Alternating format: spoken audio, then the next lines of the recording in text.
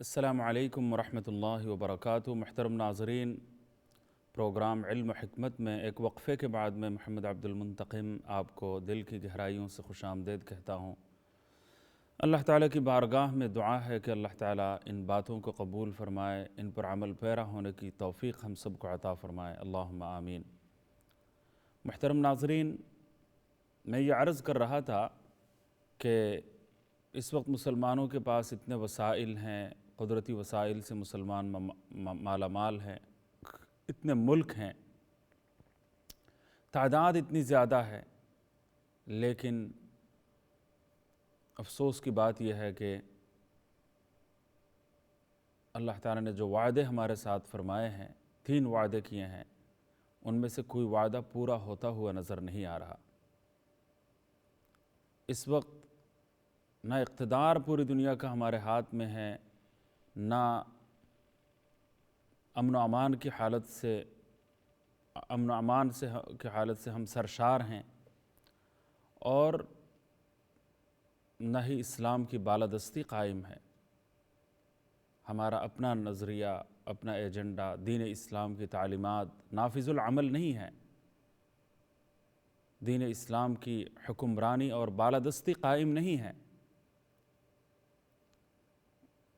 آپ دیکھ سکتے ہیں کہ بعض ملکوں میں حدود اور تعزیرات کے قوانین کسی حد تک نافذ ہیں، تو جزوی طور پر چند ایک چیزیں نافذ ہوں گی، لیکن پورا دین اسلام مکمل طور پر نافذ نہیں ہے۔ یہاں ایک بات میں بتانا چاہوں گا کہ اس وقت دنیا میں مظلوم عوام کے اوپر جو ظلم ڈھایا جا رہا ہے، ان کے اوپر جو مظالم ہیں، وہ سب سے زیادہ اقتصادی اور معاشی استحصال اور ظلم میں غریب طبقہ پسا جا رہا ہے۔ غریب طبقہ سب سے زیادہ غریب طبقے کا استحصال ہو رہا ہے، غریب طبقے پر مظالم ڈھائے جا رہے ہیں، غریب طبقے کے اوپر سب سے زیادہ ظلم ہو رہا ہے۔ ہر چیز ان کی قوت خرید سے آہستہ آہستہ باہر جا رہی ہے، اور پوری دنیا کی دولت چند افراد کے ہاتھوں میں مرتکز ہوتی چلی جا رہی ہے۔ آج پوری دنیا میں یہی سب سے بڑا مسئلہ ہے۔ چند 100 افراد دنیا کے اکثر مال اور اکثر دولت پر قابض ہیں۔ چند 100 افراد کو دنیا کے آدھے سے زیادہ مال اور آدھی سے زیادہ دولت پر چند 100 افراد کا مکمل قبضہ ہے۔ تو کہاں 800 کروڑ کو آدھی دنیا کی دولت میسر نہیں ہے، اس سے کم، اور زیادہ تر دولت پر چند 100 افراد قابض نظر آتے ہیں۔ یہ جو ایک ان بیلنس سچویشن ہے، عدم توازن کی جو کیفیت ہے، اور اقتصادی طور پر دنیا میں کوئی توازن باقی نہیں رہا، کوئی بیلنس باقی نہیں رہا ہے، کوئی اچھی حالت نہیں ہے، اور دولت کی جو فطری گردش ہے، جس کے ذریعے پوری دنیا میں اقتصادیات اور معاشیات کا اور اکنومی کا جو بیلنس جاری رہتا ہے، قائم رہتا ہے، اس میں اعتدال قائم رہتا ہے، توازن قائم رہتا ہے، برابری قائم رہتی ہے، اس میں ایک بیلنس کی کیفیت باقی رہتی ہے، تو وہ اس کی وجہ کیا ہے کہ دولت کی فطری گردش برقرار رکھی جائے۔ نیچرل سرکولیشن، جیسا کہ بلڈ سرکولیشن اگر پورے جسم میں صحیح طریقے سے سر سے لے کر پیر تک بلڈ سرکولیشن کا نظام، خون کی گردش کا نظام اگر پورے جسم میں بہترین انداز میں جاری رہے، باقی رہے، قائم رہے، تو جسم میں بیماری نہیں آتی۔ لیکن جو ہی یہ مسئلہ ہوتا ہے تو وہ پیر میں پانی زیادہ جمع ہونا شروع ہو جاتے ہیں، پھر وہ لانس کا فنکشن جو ہے پوری طرح کام نہیں کر رہا ہوتا، وہ کڈنی صحیح طریقے سے کام نہیں کر رہی ہوتی، کڈنیاں خراب ہو جاتی ہیں، تو اس کا نتیجہ کیا ہوتا ہے کہ پورے جسم میں سر سے لے کر پیر کے ناخن سے سر کے بال تک پورے جسم میں خون کی فطری گردش کا جو قدرتی نظام ہے وہ بری طرح متاثر ہوتا ہے، اور یہ فطری نظام جب متاثر ہوتا ہے اور کسی جگہ پر اگر رکاوٹ پیدا ہو جائے تو اس جگہ کو کینسر زدہ حصہ قرار دے دیا جاتا ہے کہ خون کی فطری گردش کا نظام شدید طور پر یہاں متاثر ہو گیا ہے اور اس حصے میں وہ نظام سرے سے کام نہیں کر رہا، لہٰذا یہ حصہ جو ہے وہ کینسر زدہ ہو گیا، یہاں پر کینسر ہو گیا۔ تو کسی ایک حصے میں کینسر ہو جائے تو اس کو کاٹنا پڑتا ہے تاکہ پورے جسم کو بچایا جا سکے، تو یہ کیفیت ہوتی ہے۔ تو خون کی فطری گردش کا نظام اگر صحیح طریقے سے قائم اور دائم ہے، جاری اور ساری ہے، تو جس طرح جسمانی صحت کا نظام درست رہتا ہے، صحیح رہتا ہے، اسی طریقے سے دولت کی فطری گردش کا جو نظام ہے، دولت کی فطری گردش کا جو نظام ہے، وہ اگر قائم، جاری اور ساری رہے، صحیح طریقے سے قائم رہے، دائم رہے، تو پھر پوری انسانی برادری کے معاشی وجود کی صحت برقرار رہتی ہے، اکنومی کی جو صحت ہے وہ برقرار رہتی ہے، اکنومی میں عدم توازن پیدا نہیں ہوتا، اکنومی میں، اقتصادیات میں، معاشیات میں کوئی برائی پیدا نہیں ہوتی، معاشی نظام کا پہیہ صحیح طریقے سے چل رہا ہوتا ہے، دولت کی فطری گردش برقرار رہتی ہے، اور دولت کی فطری گردش جب برقرار رہتی ہے تو خون کی گردش جس طرح برقرار رہنے کی صورت میں خون جسم کے نچلے حصے میں بھی پہنچ رہا ہوتا ہے، درمیان میں بھی پہنچ رہا ہوتا ہے، نشیبی جگہوں پر بھی پہنچ رہا ہوتا ہے، اور اونچائی پر بھی پہنچ رہا ہوتا ہے، اور ہر جگہ خون کی گردش خوبصورت طریقے سے بہترین انداز میں قائم اور دائم رہتا ہے خون کی گردش کا نظام، تو جسمانی صحت برقرار رہتی ہے، صحیح رہتی ہے، اور انسان چلنے پھرنے کے قابل رہتا ہے، انسان کی زندگی بہترین انداز میں گزر رہی ہوتی ہے، صحت ٹھیک ٹھاک، صحت کا نظام صحیح کام کر رہا ہوتا ہے، اعضاء و جوارح کام کر رہے ہوتے ہیں،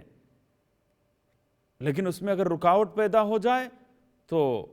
مسائل پیدا ہو جاتے ہیں، مشکلات پیدا ہو جاتی ہیں، فالج کا حملہ ہو جاتا ہے، کڈنی کام کرنا چھوڑ دیتی ہے، جناب مسائل، لنگز کا فنکشن کام کرنا چھوڑ دیتا ہے، پھر برین سٹروک کا مسئلہ ہوتا ہے، کینسر کی بیماری ہوتی ہے، اور نہ جانے جسم میں کیا کیا بیماریاں ہوتی ہیں، الامان والحفیظ۔ معمر افراد میں جب یہ ساری بیماریاں لاحق ہو جاتی ہیں تو بیسیوں دوائیں وہ لینے پر مجبور ہو جاتے ہیں، اور ان دواؤں کے اثرات اور نتائج کی وجہ سے مزید کئی بیماریاں اور کئی جسمانی عوارض جو ہیں وہ لاحق ہو جاتے ہیں۔ تو وہ ایک بلبلہ ہے جو زمین کے اوپر چل رہا ہوتا ہے، پانی کے اوپر جس طرح بلبلے ہوتے ہیں تو جسم بھی ایسا ہی ہو جاتا ہے، اور پتہ نہیں وہ بلبلے جس طرح پھٹ جاتے ہیں اسی طرح کبھی وہ جسم بھی جواب دے جاتا ہے اور روح پرواز کر جاتی ہے۔ تو یہاں آج پوری دنیا میں دولت کا نظام کیوں مرتکز ہے؟ اس کی وجہ یہ ہے کہ چند ہاتھوں میں زیادہ دولت آ گئی، ساری دولت آ گئی، اکثر و بیشتر دولت چند ہاتھوں میں آ گئی، اور باقی پوری دنیا انتہائی پریشانی میں مبتلا ہے، اور ساری چیزیں ان کی قوت خرید سے باہر آ گئی ہیں۔ تمام عوام جس کو ہم ایک کو بالائی طبقہ کہتے ہیں اور ایک طبقے کو نچلا طبقہ کہتے ہیں، غریب طبقہ کہتے ہیں، ساری چیزیں غریب طبقے کی قوت خرید سے باہر نکلتی چلی جا رہی ہیں، مشکلات میں اضافہ ہوتا چلا جا رہا ہے۔ اس کے پیچھے کیا وجہ ہے؟ اس کے پیچھے سب سے بڑی وجہ ماہرین جانتے ہیں کہ سودی نظام ہے، سودی نظام ہے۔ تو سودی نظام کی وجہ سے ایک ایسا چکر چلایا گیا ہے اور ایک ایسا اقتصادی نظام برپا کیا گیا ہے کہ پوری دنیا میں عوام کا، نچلے طبقے کے اکثر و بیشتر لوگوں کا خون چوسا جا رہا ہوتا ہے، خون چوسا جا رہا ہوتا ہے۔ آپ کو اس کی ایک مثال میں دینا چاہوں گا کہ جو امیر طبقہ ہوتا ہے، بینکوں سے عوام کو سود دیا جاتا ہے، مثال دے رہا ہوں، عوام کو اگر 10% سود دیا جاتا ہے تو بینک والے کیا کرتے ہیں؟ وہ سارے پیسے جو بڑے بڑے سرمایہ کار ہوتے ہیں، سرمایہ دار ہوتے ہیں، بڑے بڑے جو کیپٹلسٹ ہوتے ہیں، ان کو وہ 15% سود پر دے دیتے ہیں وہ سارا پیسہ، 7% اپنے پاس رکھتے ہیں، 8% عوام کو واپس کرتے ہیں۔ مثال دے رہا ہوں میں، ایگزیکٹلی وہ فگر میں نہیں بتا رہا اس وقت کیا شرح سود ہے، وہ ہر ملک میں مختلف ہے، اور یہاں کیا ہے، وہ دوسری جگہ پر کیا ہے۔ اب وہ سرمایہ دار سے 15% سود لیتے ہیں، جن کے جو مصنوعات تیار کرتے ہیں، جو یہ پیسے لے جا کر بڑی بڑی فیکٹریوں میں، بڑی بڑی تجارتوں میں، مصنوعات میں استعمال کرتے ہیں، استعمال میں لاتے ہیں، اور پھر وہ 15% سود جو ہے بینک والوں کو دے دیتے ہیں۔ بینک والے خود جو ہے وہ رکھ لیتے ہیں 7% اور 8% عوام کو واپس کر دیتے ہیں۔ عوام یہ سمجھتا ہے کہ 100 پاؤنڈ میں نے بینک میں جمع کرایا تھا، 8 پاؤنڈ کی اضافی رقم مجھے مل گئی، 8 پاؤنڈ اور زیادہ مل گئے مجھے۔ لیکن حقیقت کیا ہے؟ حقیقت یہ ہے کہ یہ 8% کس نے دیا؟ سرمایہ دار طبقے نے، سودی نظام رائج کرنے والے طبقے نے یہ 8% عوام کو دیا۔ 15% دیا تھا، لیکن 7% بینک والوں نے رکھ لیا، 8% عوام کو واپس کر دیے۔ تو یہ 8% دینے والے وہی سرمایہ دار طبقہ ہے، سرمایہ دار طبقے نے یہ 8% دیے۔ لیکن وہ کیا کرتے ہیں چالاکی، کہ ایک طرف تو وہ 15% سود جو ہے بینک والوں کو دیتے ہیں، جتنا پیسہ غریب عوام کا بینکوں میں جمع ہے وہی پیسے وہ لے جاتے ہیں، اور ان میں سے ان کو 15% واپس دیتے ہیں، اور 15% میں سے بینک عوام کو 8% دیتا ہے، اور عوام یہ سمجھتے ہیں کہ 100 پاؤنڈ میں نے رکھوائے تھے، 108 پاؤنڈ مجھے سال میں مل گئے، 8 پاؤنڈ کا اضافہ مجھے مل گیا۔ تو وہ 100 پاؤنڈ اور 108 پاؤنڈ اس جیب میں رکھ لیا۔ لیکن سرمایہ دار طبقہ کیا کرتا ہے کہ مصنوعات کا بازار ان کے کنٹرول میں ہے، تجارت ان کے کنٹرول میں ہے، تو وہ جو مصنوعات تیار کرتے ہیں ان پیسوں سے، ان میں لاگت میں، مین کاسٹ میں وہ 15% بھی شامل کرتے ہیں، اور اس کے اوپر مزید منافع جو ہے وہ لگا دیتے ہیں۔ مزید منافع لگا کر، جیسا کہ ایک چیز کی قیمت تھی 100 پاؤنڈ، اس کی قیمت انہوں نے 130 پاؤنڈ لگا لیے، 130 پاؤنڈ قیمت لگا لی اس کی، تو 15 پاؤنڈ اس کا کاسٹ اگر 100 پاؤنڈ ہے تو 15 پاؤنڈ سود میں دے دیے، اور وہ بھی عوام سے لے لیا، اور 30 پاؤنڈ اضافی رکھ لیے، مزید 15 پاؤنڈ اور رکھ لیے، اپنا منافع رکھ لیے انہوں نے۔ تو کیا نتیجہ نکلا کہ اسی عوام کو انہوں نے وہ جو 8% دیا تھا، چیزوں کی قیمتیں اپنے کنٹرول میں ہونے کی وجہ سے، بازار اپنے کنٹرول میں ہونے کی وجہ سے، مارکیٹیں اپنے کنٹرول میں ہونے کی وجہ سے، پوری تجارت اپنے کنٹرول میں ہونے کی وجہ سے، کاروبار اپنے کنٹرول میں ہونے کی وجہ سے، مصنوعات میں کی قیمتوں میں بے تحاشا اضافہ کر کے جو سود دیا ہوتا ہے وہ بھی انہی سے وصول کرتے ہیں عوام سے، اور اس پر مزید منافع وصول کرتے ہیں۔ تو نتیجہ کیا نکلتا ہے کہ ایک ہاتھ سے دیتے ہیں پیسے، دوسرے ہاتھ سے وہ خود لے لیتے ہیں، بلکہ اس سے زیادہ وصول کر لیتے ہیں۔ اس کا مطلب ایسا ہی ہوا کہ میں ایک بے وقوف، کم سن، ناسمجھ، کم فہم ایک چھوٹا بچہ ہے، اس کو میں ایک ہاتھ سے یہ دیتا ہوں کہ یہ لو 10 پاؤنڈ میں نے تمہارے جیب میں ڈالا، اور دوسرے ہاتھ سے اس کے جیب سے جو ہے وہ 15 پاؤنڈ میں لے آتا ہوں، اپنے جیب میں ڈال دیتا ہوں۔ تو اس کو میں دکھا رہا ہوں کہ میں 10 پاؤنڈ دے رہا ہوں، اور 15 پاؤنڈ دوسرے ہاتھ سے میں لے رہا ہوں۔ اس کی سمجھ ہی اس بچے کو نہیں ہے، اس کا پتہ بھی اس بچے کو نہیں ہے۔ تو آج پوری دنیا میں ظلم کا بازار گرم ہے، اور نچلے طبقے کو چوسا جا رہا ہے، ان کا خون چوسا جا رہا ہے، اور خون چوس چوس کے یہ چند ہاتھوں میں پوری دولت مرتکز ہوتی چلی جا رہی ہے، دولت کا خزانہ بڑھ رہا ہے۔ نتیجہ یہ ہوتا ہے کہ امیر امیر تر ہوتے چلے جا رہے ہیں، اور غریب دن بدن غریب تر ہوتے چلے جا رہے ہیں۔ اسی کو اللہ تعالیٰ نے قرآن کریم میں سود کے بارے میں فرمایا کہ لا تظلمون ولا تظلمون، سودی لین دین اور سودی کاروبار اور سودی معاہدے کے نتیجے میں نہ تم کسی پر ظلم کرو، نہ تم پر ظلم کیا جائے۔ سود کے نتیجے میں ظلم لازمی طور پر ہو کر رہے گا، اور آج یہی پوری دنیا میں ہو رہا ہے، اور یہ ظلم بڑھتے بڑھتے حالت ایسی ہو گئی ہے کہ پوری دنیا کا نظام اقتصادیات، پوری دنیا کا معاشی نظام تتر بتر ہو کر رہ گیا ہے، ٹوٹ پھوٹ کا شکار ہو کر رہ گیا ہے، مظلوم عوام کی مظلومیت انتہا کو پہنچ رہی ہے، اور امیر دن بدن امیر تر ہوتے چلے جا رہے ہیں، چند مٹھیوں میں پوری دنیا کی دولت مرتکز ہوتی چلی جا رہی ہے۔ چنانچہ اس انسانی دنیا کے معاشی وجود پر کینسر ایک نہیں کئی لاحق ہو چکے ہیں، اور اس کینسر کی وجہ سے پوری دنیا کا معاشی وجود اس وقت جو ہے کینسر زدہ ہے، اس وقت زہر آلود ہے، اس وقت بیماریوں میں مبتلا ہے۔ اس کو صحیح اور درست کرنے کا واحد راستہ یہ ہے کہ سودی نظام کا خاتمہ کیا جائے اور پوری دنیا میں غریب عوام کا انصاف قائم کیا جائے۔ اللہ تعالیٰ نے فرمایا کہ فَإِن تُبْتُمْ فَلَكُمْ رُؤُوسُ أَمْوَالِكُمْ، کہ اگر سود سے تم توبہ کرو تو صرف رأس المال تمہارے پاس ہوگا، اصل کیپٹل رہے گا، اور اضافی سود کا ایک پیسہ بھی تمہارے لیے حرام ہے، ایک اضافی پیسہ بھی جائز نہیں ہے۔ کم سود اور زیادہ سود، انٹرسٹ اور یوزری میں فرق کر کے بعض لوگوں نے جو نیا فلسفہ دنیا کے سامنے پیش کیا ہے اور بینک انٹرسٹ کو جائز بنانے کی ناپاک اور مذموم کوشش کی ہے، وہ ایک الگ افسوسناک داستان ہے۔ لیکن عرض کرنے کا مقصد یہ ہے کہ اس وقت سود کے ذریعے پوری دنیا میں ظلم ڈھایا جا رہا ہے اور لوگوں کے لیے پریشانیاں اور مشکلات پیدا کی جا رہی ہیں۔ یہ اتنا بڑا گناہ ہے کہ قرآن اور حدیث میں کفر اور شرک کے بعد کسی اور گناہ کے بارے میں اتنی سنگین وعیدیں وارد نہیں ہوئی ہیں جتنی زیادہ سنگین وعیدیں سود کے بارے میں وارد ہوئی ہیں۔ اس کو کہا گیا ہے کہ سود کا ایک 36واں حصہ ماں کے ساتھ منہ کالا کرنے اور ماں کے ساتھ زنا کے برابر گناہ ہے۔ سود کا 36واں حصہ، سود کا گناہ یعنی 36 مرتبہ اگر خدا نخواستہ زنا کا ارتکاب کوئی کر ڈالے، اتنا کمین عمل کسی سے سرزد ہو جائے، اتنا گھناؤنا جرم کسی سے سرزد ہو جائے، تو وہ جرم بھی وہ سود کا 36واں حصہ ہے، العیاذ باللہ العلی العظیم۔ اور اتنی بڑی وعید کسی اور گناہ کے بارے میں وارد نہیں ہوئی کہ فَإِن لَمْ تَفْعَلُوا فَأْذَنُوا بِحَرْبٍ مِّنَ اللَّهِ وَرَسُولِهِ، اللہ اور رسول کے خلاف یہ کھلا اعلان جنگ ہے۔